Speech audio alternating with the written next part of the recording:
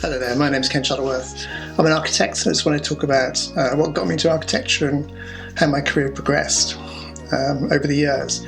So when I was a kid, I was really interested in drawing, absolutely loved drawing, and I was just fascinated by it. And I think making things as well became sort of part of what I did at school.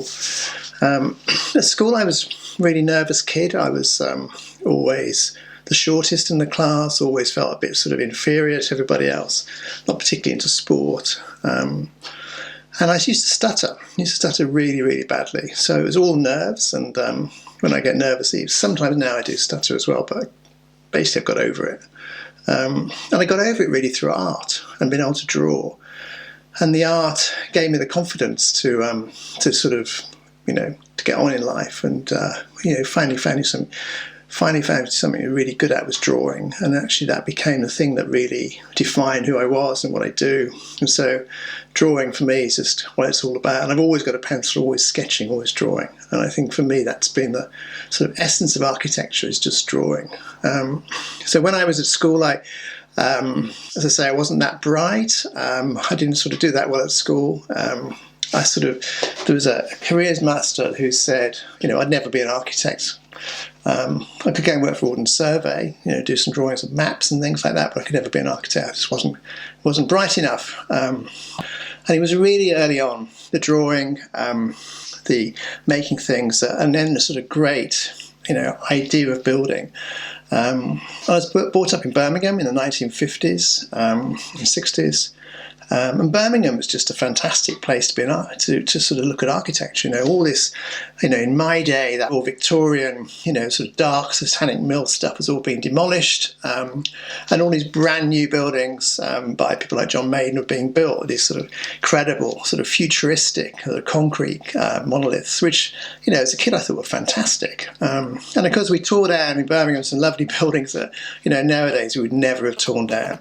But that was then, back in the 50s. 60s, back into the 70s. It was a brave new world, and Birmingham was going to be, at the front of all that. And I think the combination of all those things meant I wanted to be an architect from a really early age, and I was sort of focused on it all the way through my life. At the end of my first year, I went to Leicester Polytechnic, now called Montfort University. Leicester was great. It was a great place to go.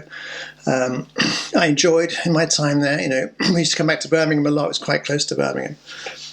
But it was a great place to be.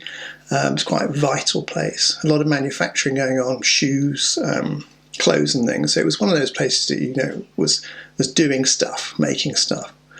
And what I really enjoyed about it was being able to go home, back to my parents, to get all my washing done, and then go back again on the Sunday night and go back to Leicester.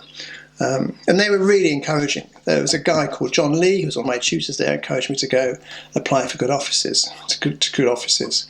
And in my first year, I worked for a firm called Harry Bloomer & Son in Birmingham, and they were great. They taught me the sort of basics of putting buildings together, and I think that's sort of really essential to actually sort of understand the way a building goes together, the way that people on site, don't ignore the drawings, do whatever they like, and just to be there to make sure they don't. And then in my second year, I worked for a firm called Essex Goodman & Suggett in Birmingham as well, and they were great.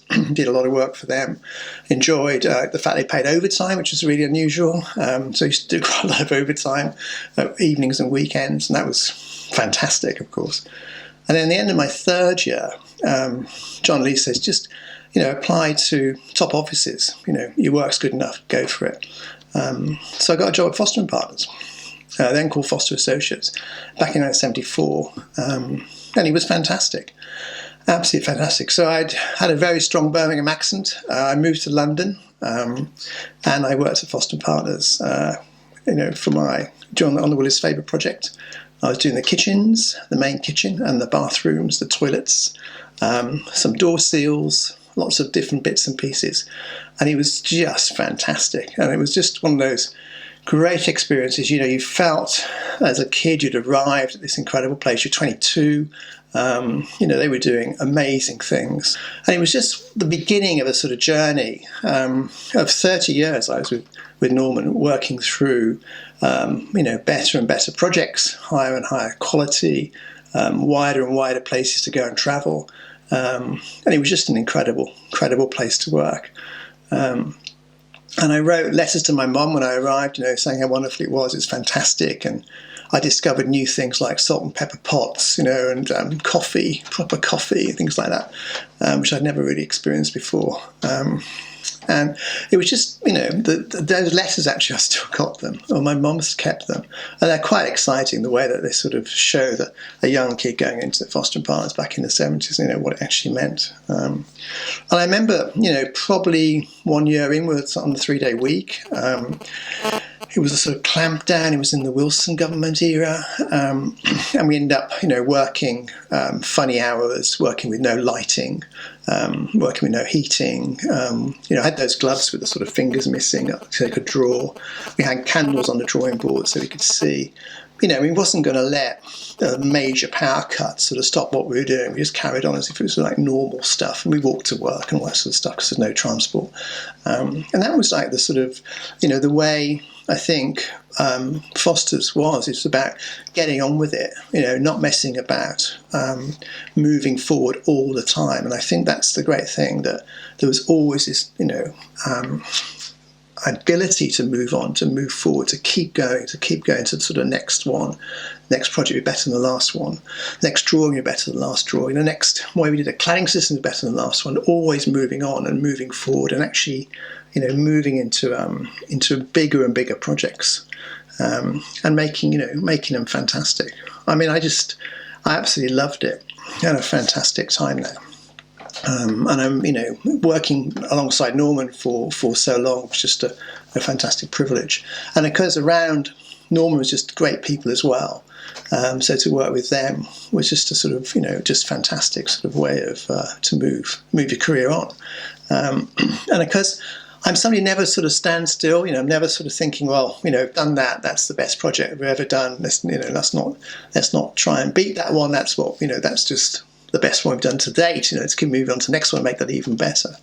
And then when I got to 50, so I'd been there 30 years, I'd been doing architecture for 30 years, decided it was time for a change, had my midlife crisis, and I was thinking of leaving, doing something else. So I was thinking of applying to help with the Olympic bid, 2012 Olympic bid. I was thinking of applying to sort of run a company like National Rail or something, something like that. And I just thought, no, I love architecture too much. I have to stay with architecture. So I just stay in architecture and just, do more architecture, do it even better. I was then offered about 12 jobs. Various companies, all familiar names you'll all know about. And I thought, well, in that case, I might as well give it a go on my own. And if I don't make it, I'm sure 3 of them will still employ me. And that's the basis which I set up Mate.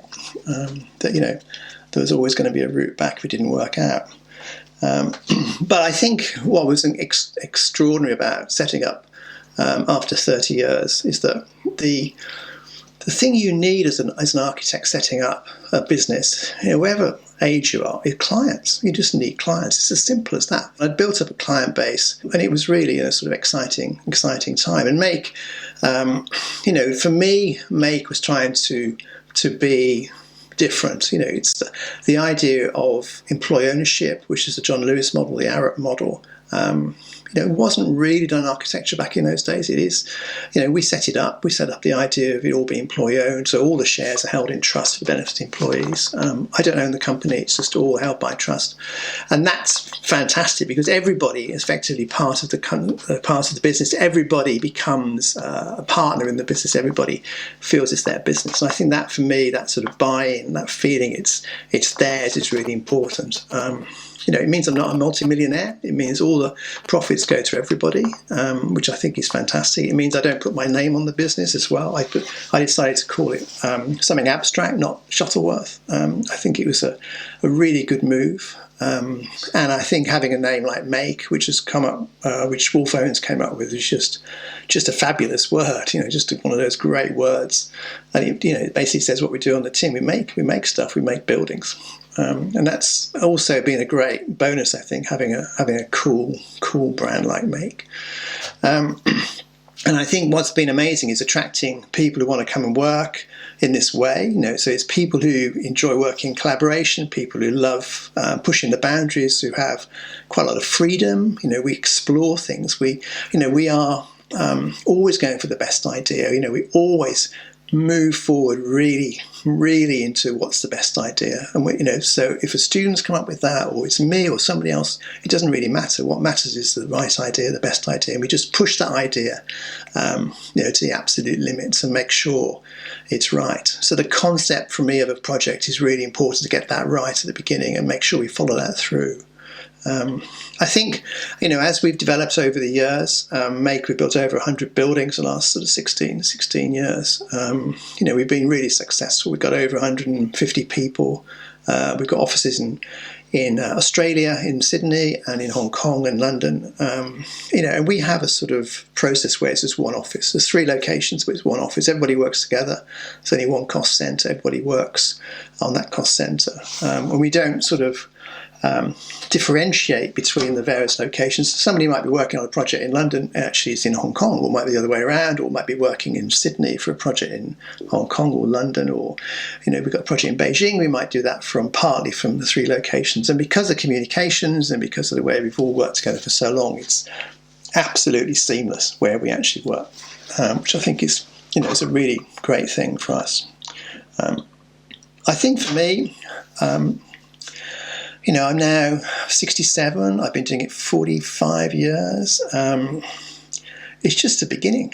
We're just starting, just warming up. And for me, the big challenge of the world is climate change, the environmental agenda, sustainability, whatever you want to call it. But it's all about looking after the planet, touching the planet as gently as possible, making the world as energy efficient as possible, and making sure that what we do for the future you know, doesn't screw up the planet. And for me, that's what drives me on. That's one of the big ticket agendas that we work to make.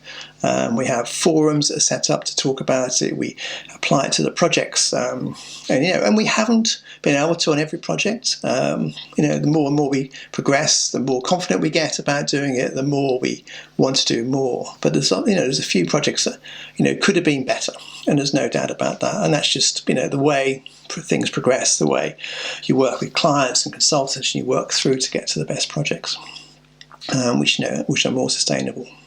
I think, you know, for me, the next steps are coming up with another set of buildings that really change the agenda. And if you think about some of our projects, they really do make you sit up and think, gosh, that's different, that hasn't been done before. And I think that's one thing that for me is important. You know, has it been done before? Can we do it better? And not to make sure we don't repeat history, and that we actually learn from history and actually move forward all the time. So the ambition is always to be one step ahead. The ambition is always to make buildings work for the environment.